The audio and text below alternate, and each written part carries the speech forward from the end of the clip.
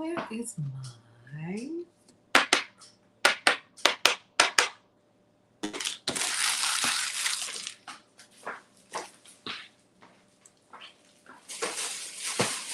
Come on in, everybody. Come on in. Hey, how y'all doing? Come on in. Come on in the room. Come on. Yes, all right. What am I looking for? Oh, I know. Hey, everybody. Welcome to Tips, Topics, and Talk. Tips, Topics, and Talk. We are going in this evening, but rather than me running around and stuff like that, hey, everybody, come on in. Come on in. What I'm going to be doing is trying to sit still so we can go over some pretty cool stuff. Let's see.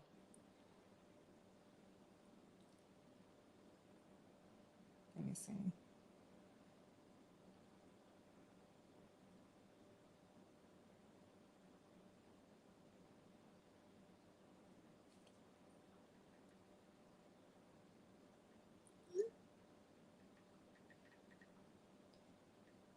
Okay.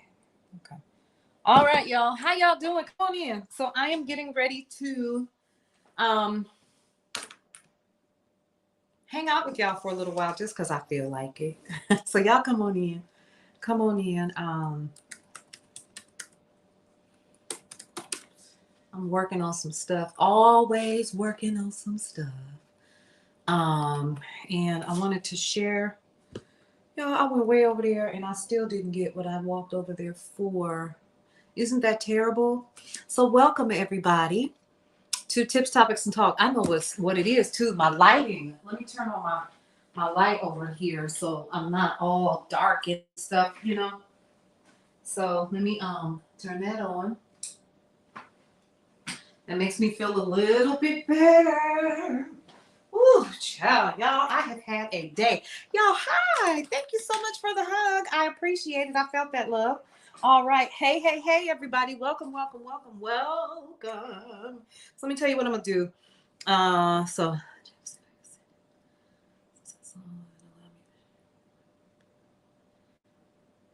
Okay. Yep, I surely will. So welcome everybody. Good evening. Happy hump day. Like Tony Williams said, welcome everybody. Y'all come on in here. I want to sit down today. I've had a heck of a day. I really, really have. But let me tell you why I came on here tonight. Number one, because I was an emotional mess yesterday. If you caught yesterday's live, I explained a lot of things to you guys about why I always say tips, topics, and talk, or why I say love, live, breathe, really. But I also talked about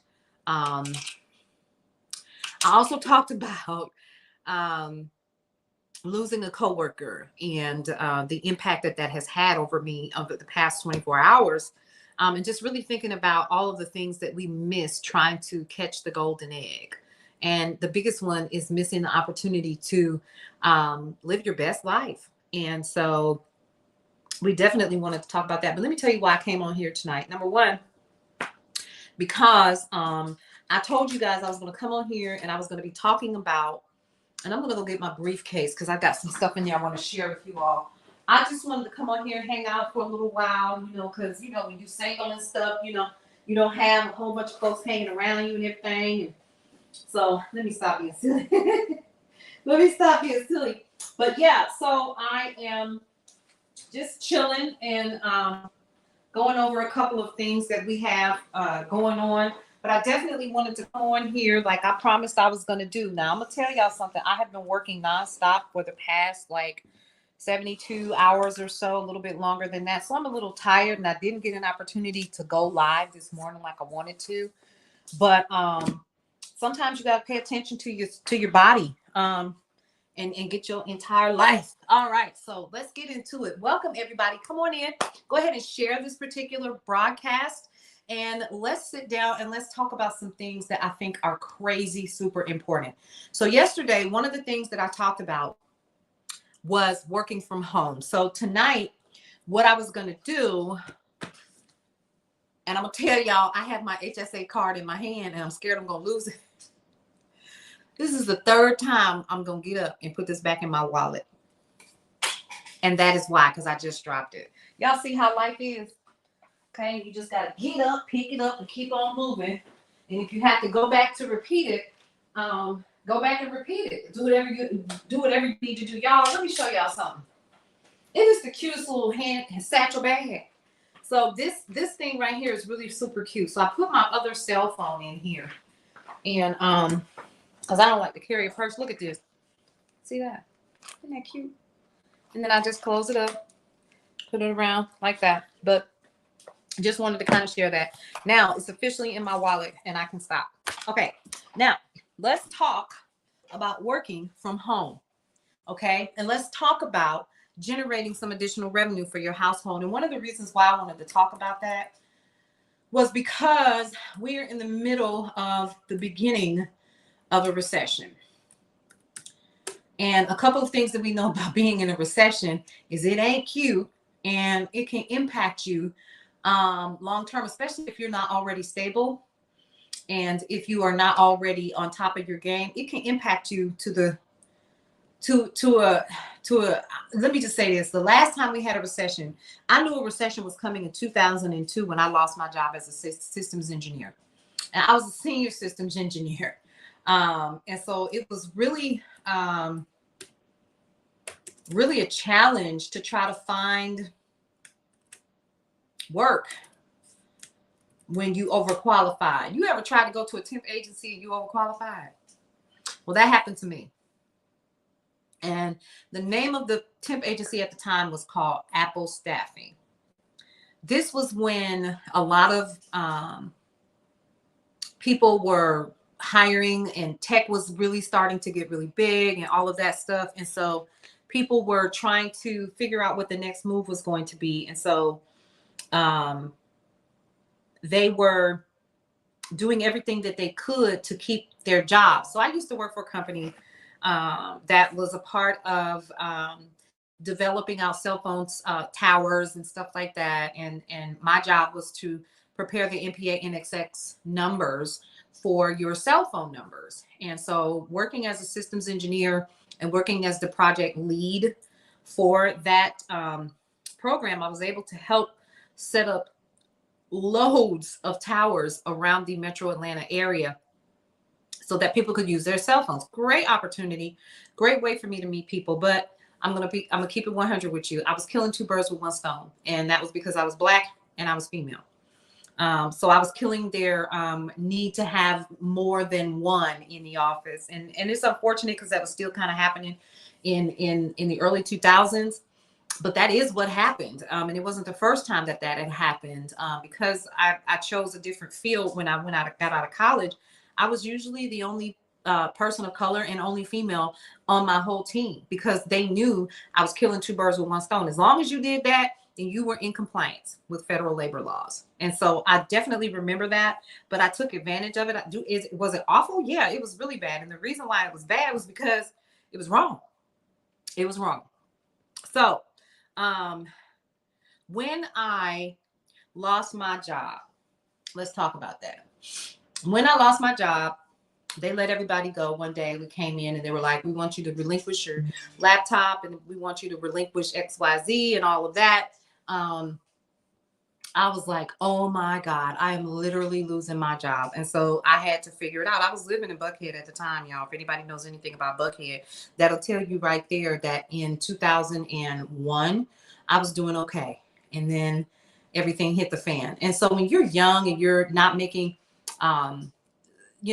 concessions for what could come down the pipe because you think everything is going to always stay the way that it is, you don't plan far enough in advance for things like recessions or things like, your rent's due and you don't have it because you think that as long as you working and you spending that money and you working, that money is going to always come in. And it didn't work out that way for me. So the biggest lesson that I learned, and honey, I was about 31, 32 then. And I made that error. It was a huge error on my part because I had just purchased a new car. And like I said, I was living in Buckhead. And if anybody knows anything about Buckhead, even back then, It was expensive. It was very expensive, but it was near my job. I literally could walk to work if I needed to, but I had just purchased a car and they had just raised our rent. And it was a little 1 bedroom apartment for me and my daughters to live in.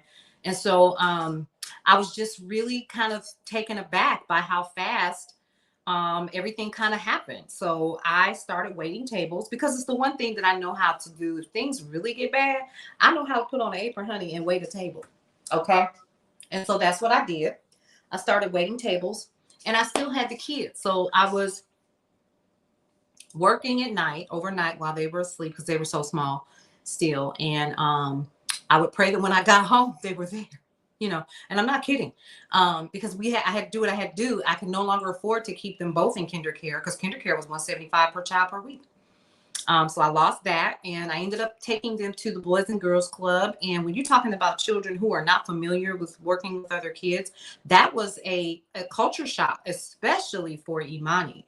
Tamika, she was with her dad and Imani kind of stayed with me. Her dad was doing some stuff with, what's the name of that black circus back in the, well, anyway, he was managing that. And so he was on the road. And so I really, really needed help. So I couldn't afford kinder care anymore. So I ended up taking her to the Boys and Girls Club and the children teased her so. And when you're in a different environment, you know, and it's a certain caliber of folks or whatever, the kids were horrible to her. And she begged me one day. I was so angry. I was angry at the world. And I was like, how did this happen? So forth and so on. Baby, you didn't plan. You didn't plan for a rainy day. And you didn't plan for this situation because you thought you had it like that. Now let's just keep it 100. I'm talking about myself. I'm not talking about anybody else. I thought I had it going on. And then all of a sudden, like I said, the bottom fell out and my baby was sitting in the car crying and she was begging me not to let her go back. She wanted to go back to kinder care because I had it to a science. If I had to work late, I would have a shuttle go and pick up Imani and take her to daycare until I was done. Right? That was no longer the case. I couldn't do that anymore. There was no shuttle to pick up my daughter because that was an additional fee in addition to the $175 per week. And so I had to figure out what my next move was going to be. Let me tell you how bougie I thought I was. I also had a laundry service. I didn't do my own laundry. The only thing that I did was I was at Phipps and I was at Lennox. Okay. And I was, you know, in and out of studios as well, you know, doing some extra work for some people like DJ Taz and stuff like that. Really good friend of mine. And some other people. And I was just doing off cycle work and also doing some commercials or whatever to kind of keep food on the table. But it was fun. I wasn't trying to do it full time. And so when the bottom fell out of it, it impacted my household. And so I ended up having to move away from Buckhead, which was heartbreaking for me because I loved my little community. And I moved further south and I started looking for opportunities to work from home. So the very first work from home opportunity that I took was working for, and I mentioned this last night, I was working for the Psychic Network. Call me now for a free reading. That was what I was doing. And so people would call me and I would open up my tarot cards and take them out of their little velvet bag and I would read their tarot cards for them. And so it was a skill that I had learned years before.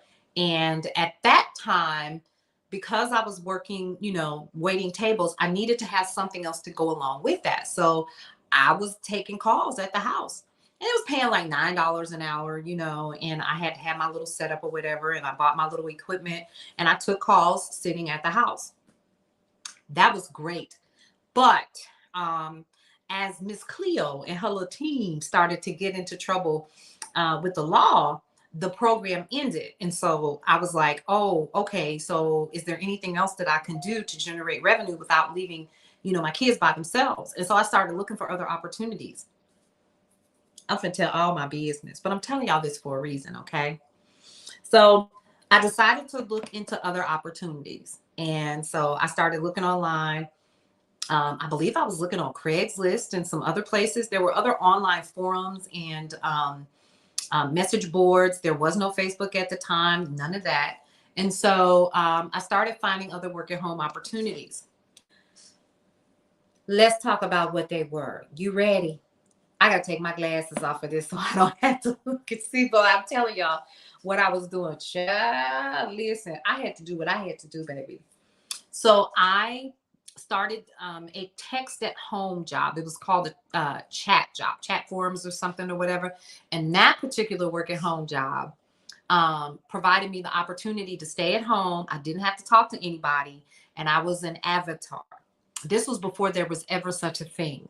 And I was an avatar for an agency that kind of helped out lonely people. And so what I would do is I would pretend to be someone in the UK, because that's where this particular program was.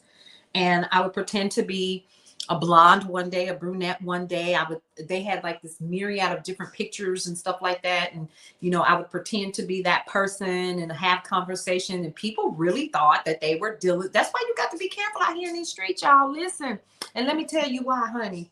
Because you can get yourself caught up thinking that you're talking to real people. And I'm here to tell you right now that where I was, and I was working from home doing the chat thing, the calls would come through or the chat would come through, and I would just sit there on my computer and I would type back, and we would just have conversations, and they would send back pictures of themselves at home, and I miss you and I want to see you, and I had to pretend that I was away and so forth and so on. And I ended up with like 6 or 7 little boyfriends. You know what I'm saying? They would send you money, they would tip you, stuff like that. And I had to learn the local language, things that they would say or whatever. And I would say that, and I had a list of all of the different places that I would quote unquote frequent. So restaurants and bars and grocery stores and stuff like that. And I could never talk to them, verbally on the phone, especially sounding like this. And I'm supposed to be from the UK.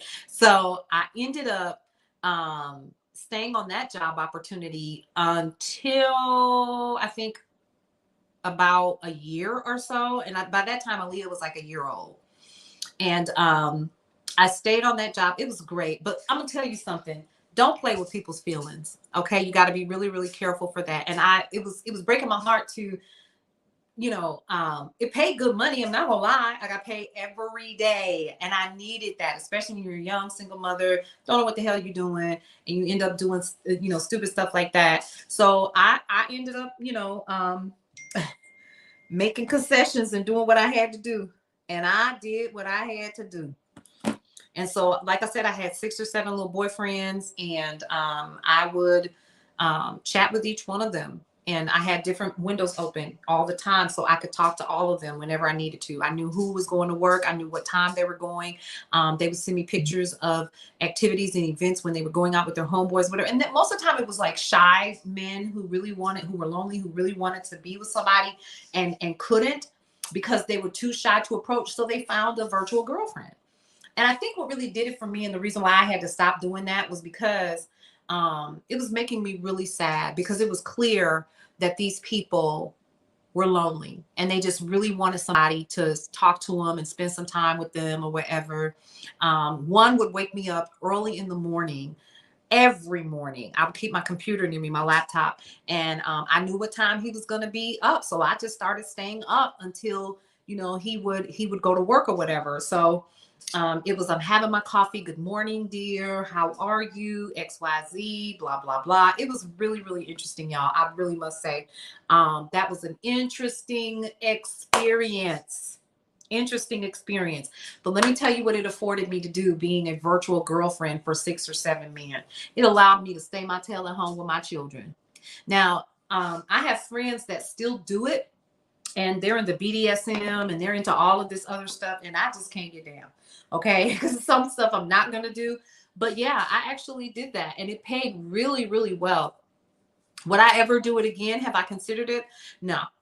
Because I'm not in that space anymore, because when you are living in a level of desperation and you just got to do what you got to do to get through to the next moment, listen, you will absolutely be in a position to gosh, who's texting me now? You will absolutely be in a position to do some strange things. So yeah, that was the second work from home opportunity that I had. Then I went back to waiting tables. That was quite boring. Let me see. I see y'all in here talking. Let me see. Okay. Wait. What did I just do? Hi, Danielle. Yes, girl. We are in session class. Girl, we talking about work from home today. So come on in the room, girl. Come on in. Let's talk about some of this.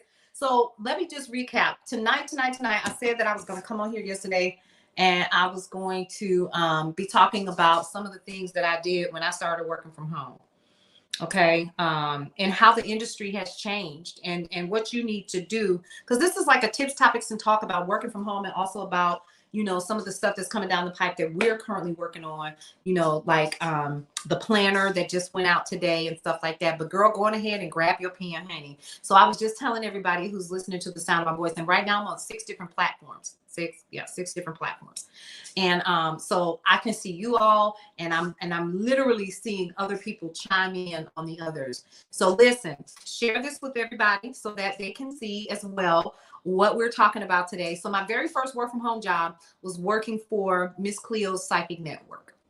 Call me now for your free reading. Yes, I did.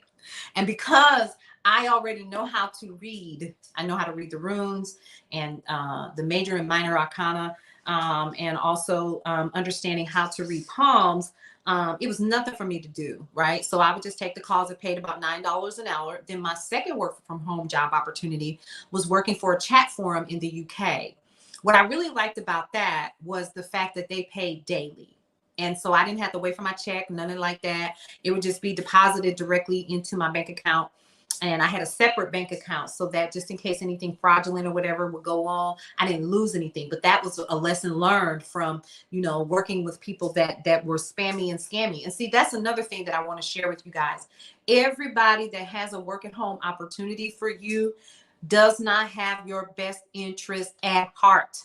They do not. And I want to share some of that with you all this evening because I think it's important for you all to be on the lookout, especially as we are, you know, more and more virtual. A lot of people are not going back to full-time jobs. I am hybrid on my full-time job, and I spend more time at home working because I can get a lot more done than I do if I go into the office with what I do. Not everybody has that opportunity, but it took a long time for me to kind of transition into this. So again, I went from the Psychic Network, taking calls, to being a virtual girlfriend for about 6 or 7 men in the UK, and it paid really well. And I was able to continue to wait tables so that I could feed my children.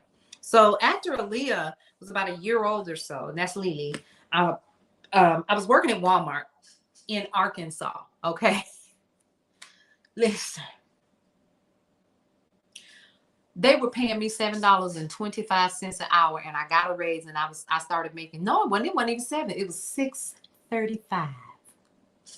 I'll never forget it. It was $6.35 at the time.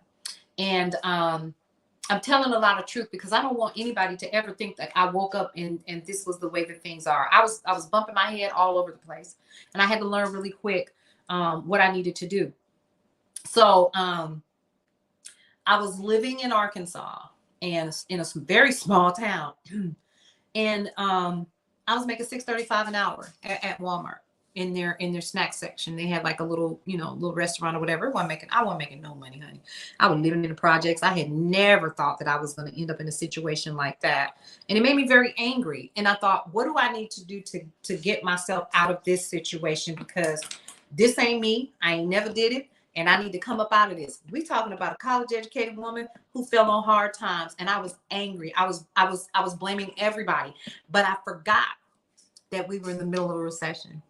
And it didn't matter that I was educated. It didn't matter that I was a senior systems engineer and a project manager, PMI certified. None of that mattered. None of it did. What mattered was that the industry that I was in was down. And what I knew how to do, they were bringing in high school kids to do it for $9 and $10 an hour. So I was no longer needed. So if you're in the, you know, year 2001, 2002, and you pop in like 60, 70 G's, and you're a 31-year-old woman with 2 children, that's a lot of cash back then.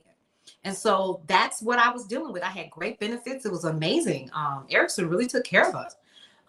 So when I lost that opportunity, ended up in Arkansas trying to get myself back together. You got to be very careful. You hear me say this a lot too. You got to be careful what comes out of your mouth gate. For years and years and years, I used to say over and over and over, if I could just get into the sticks, if I could just move to Arkansas for a little while, I could get myself together. Well, baby, it took about 5 years for that to come to pass, and I ended up in Arkansas, and it was quite an experience. I had an opportunity to spend more time with my dad and my siblings because I was not raised with them, but it was really cool. But along the way, I learned that living that country life don't pay well at all. That's number one. So I realized after I had been with Walmart for about, I don't know, about 8 or 9 months, that number one, I didn't want the management opportunity that they were offering. Number two, I had a couple people that really had it out for me in terms of supervisors. And so I knew I wasn't going to stay. And I called a friend of mine, really dear friend, and I said, what should I do? Because I had this opportunity to work for the Home Shopping Network working from home. And I didn't have no money. I didn't have anything. Like, I'm just sitting here and I'm just keeping it real with y'all. Like, I have to, because I want you all to understand this was a process, and I had to teach myself how to do the stuff that I'm getting ready to share with you guys. So I had an opportunity. I had heard about it, and I was having issues with my oldest daughter. She was a sophomore in high school, and she needed an additional support, and she needed somebody to be home, and they were refusing at Walmart to change my schedule. They was like, well, you're just gonna have to deal with it, or you need to get you some additional support. I was a single parent with 3 little girls, which y'all, you know what I'm saying? So I was like, okay. So I quit. And it was a hard decision to make, but I was only part-time. I was working 39 hours. I was 1 hour shy of being able to get benefits. Oh, they knew what they was doing. They absolutely knew. I was getting food stamps and I was getting Medicaid. Okay. So I decided to start looking online. I was like, it's got to be something out here. It's got to be something out here. I got to figure out a way to make money. I got to figure out a way to make money. So I found out about the Home Shopping Network, and I started taking calls for them. So while they were live, I literally, when you called the 800 number, honey, you was calling people houses. I had it set up, honey, where I had my computer, and this was when computers were laptops, baby. That meant you had some coins if you had a laptop, right? So I had this huge Dell computer that I was renting. That's how broke I was. I rented a Dell computer. It was a tower, and it had the monitor with that huge tube in the back, and the keyboard that made all that noise and stuff. Nothing was silent about that bad boy at all. So I started taking calls. I passed all of their little tests, and I moved up in the ranks. And before it was over, I was making about $12 an hour. And I was in graduate school, and it worked out perfect because I was able to put Lily down for her little naps and stuff until she started going to daycare. And, you know, Tamika and Imani would be at school. And so I did that until somebody messed around in the Home Shopping Network chat and said, somebody else is hiring, and here's a list of where you need to go. And I thought, okay, wait a minute. There's more in this rabbit hole. Where do I need to go? What do I need to do? So I started asking questions. And so they were sharing, oh, yeah, you go here, check this out, go here, XYZ, blah, blah, blah. Oh, listen, honey, I got in those chat rooms. This was before video and all of that. And of course, we still had like the little webcam you had to buy and stuff. It wasn't on your computer and so forth. And so I started researching other companies, and I messed around and I found a company that serviced other companies. And the name of that company was Working Solutions. I'll never forget it. I got hired as a full-time employee to take calls for Office Depot. It was paying $14.40 per hour. And I jumped on it. I jumped ship from HSN because you had to upsell with HSN, and I wasn't with it. And I was like, I'm not really good at this this upsell thing. They called in and they ordered a pair of socks. They don't need tennis shoes with that. They didn't ask me for that. And I would get cussed out a lot because they didn't ask for that. So I decided, let me get something a little bit more stable. And so I did. So I started doing that, and I took those calls, and y'all, I stayed with that company until after KJ was born.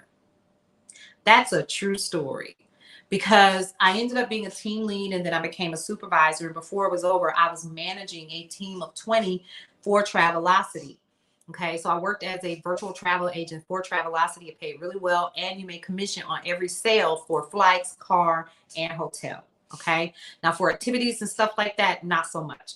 But it was a really good gig. My paychecks were on time, and I was officially able to move my family out of the projects. So from there, I was still in school, and I really, really wanted to find out what other work at home opportunities were out there because that project was ending.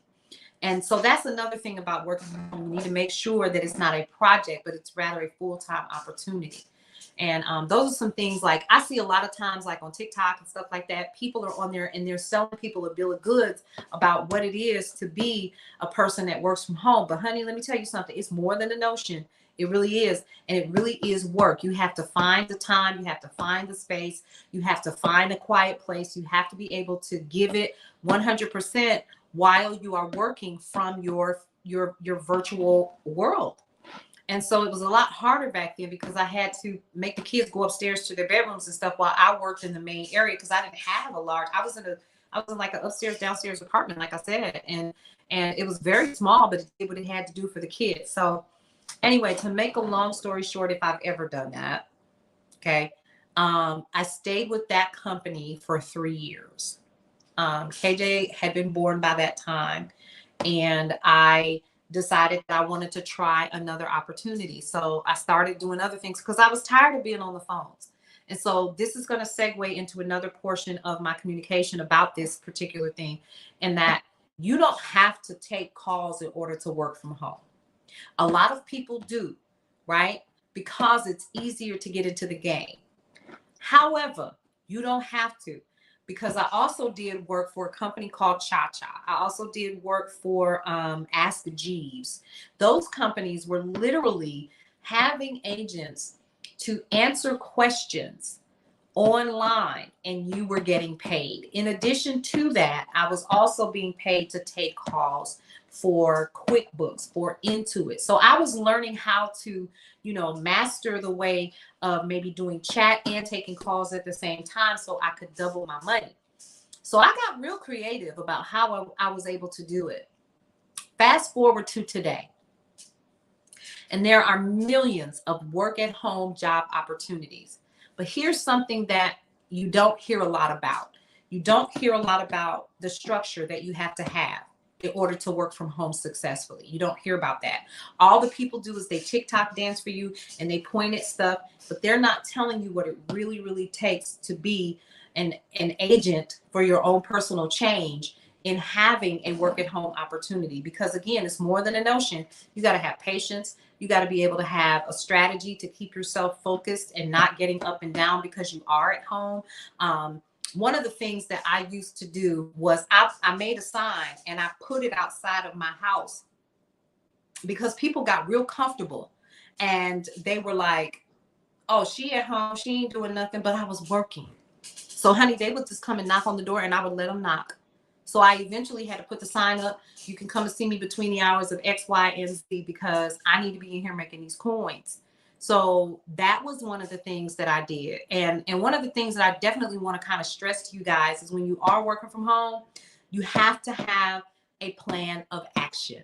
You cannot just get up in the morning, get the kids off to school, turn the TV on, and start working. You have to make sure that it is still a professional environment, not only for the company, but also for yourself. Now, let me tell you what a lot of companies are doing now. When you're working from home, they want your camera on. Oh, yes. A lot of companies are doing that.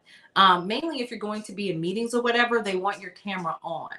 Okay. My company doesn't do that. They don't care. I just turn mine on because I want y'all to see all of this beautiful brown bean footage. Okay. So I turn mine on and then they're like, oh, well, you got your camera on. We'll go ahead and turn mine on too. Oh, okay. Well, we're just going to be on this camera together, girl. Yes.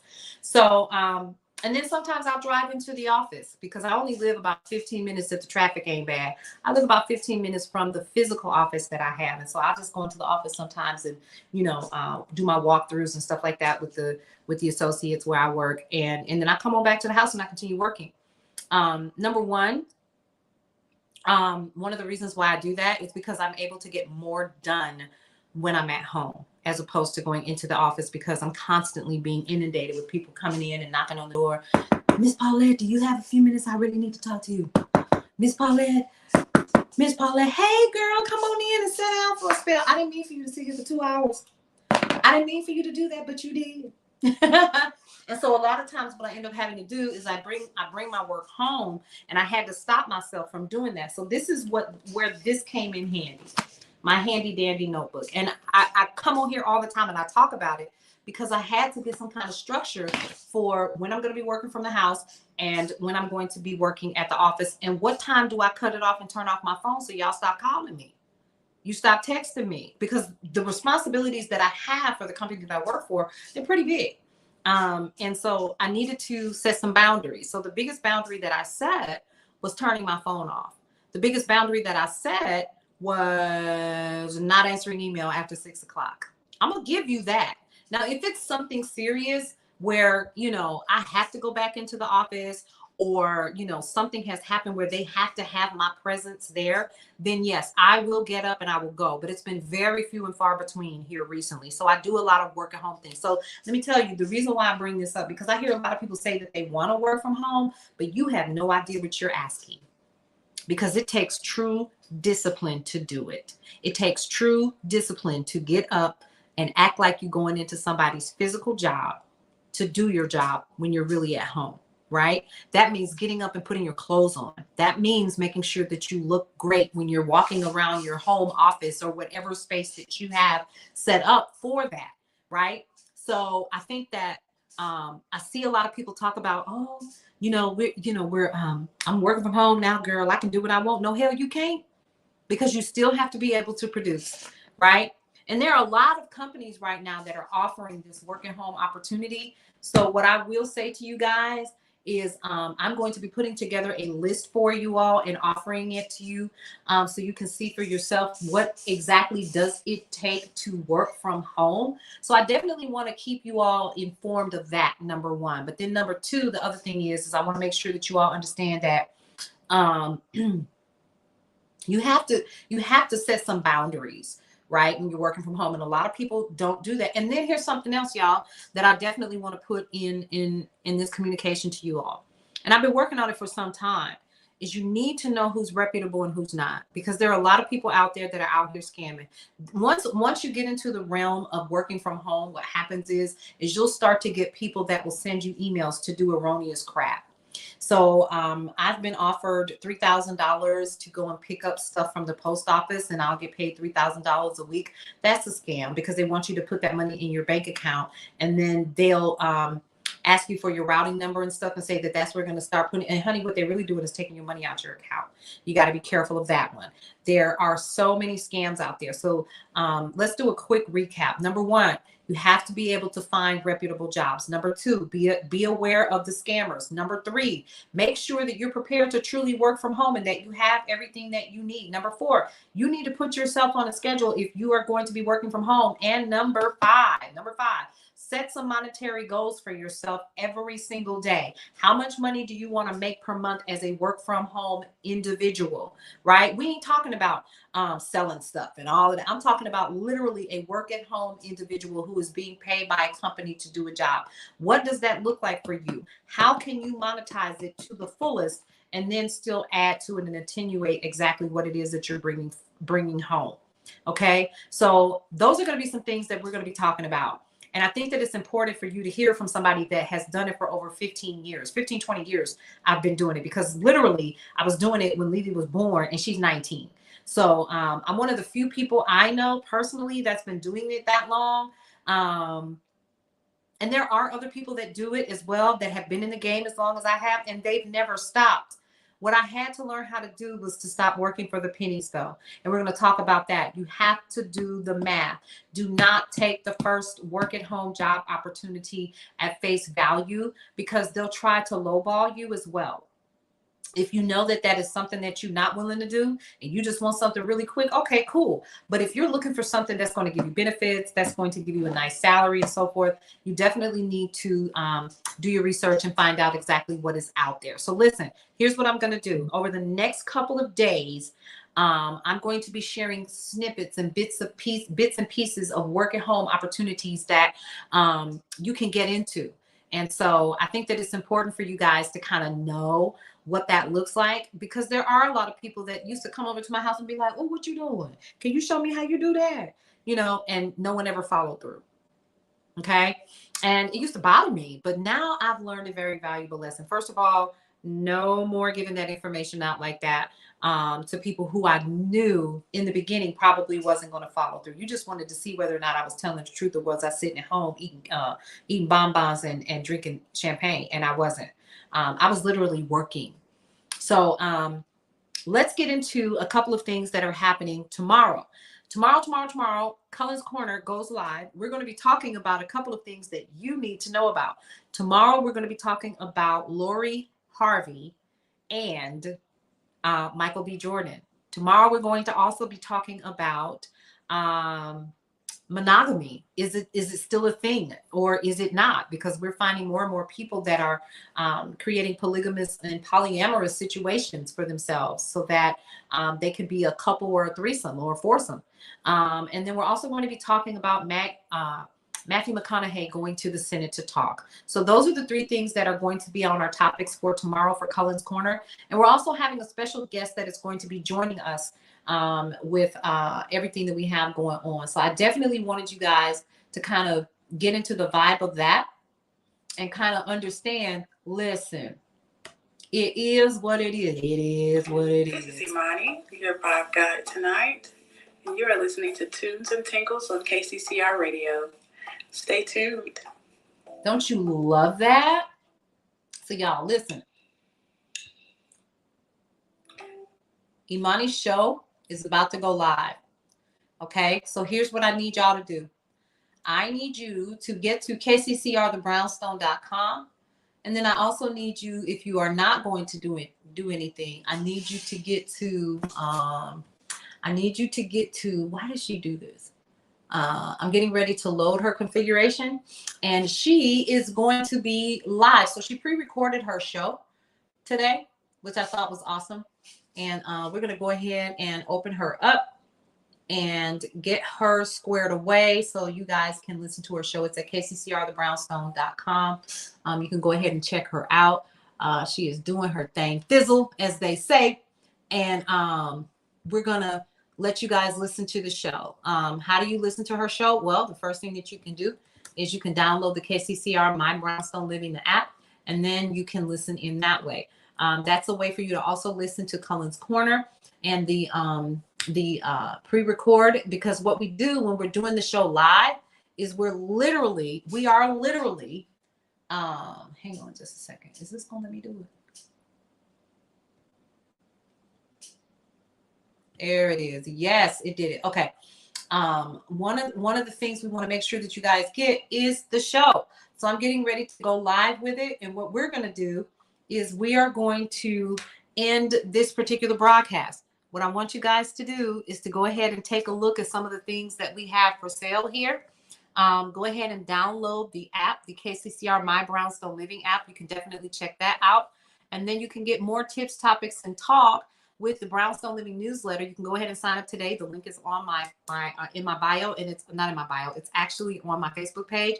And then I'm going to be sharing the link again. Also, make sure that if you are going to be doing any Juneteenth celebrations, that you get your Juneteenth shirt. Why is that important? Because y'all. So go ahead and go over to mybrownstoneliving.com. And here's the cool thing. You can use One Nation at checkout for the Juneteenth tee. If you purchase 2, you will get 10% off your purchase. I'm excited. Mine are on the way. Go ahead and check out the Sunday brunch, Sundays at 11 a.m. and again at 6 p.m. And then don't forget, Fridays, tea time is going to be on. And her topic this week is actually not why. I didn't change that. She has a special guest that is going to be joining her in the studio, and she'll be talking to you guys. And that's Nikema E. Don't forget, my show, The Sunday Brunch, and also the Day Shift airs here as well. You can definitely check it out. I am out of here. 3 things that I want you guys to do. Love your life. It is the only one that you have. Live your life to the fullest and embrace every single moment and breathe through every single moment. You guys enjoy the rest of your evening. I'm going to be sharing some things with you all in the morning. You don't want to miss it. Good night.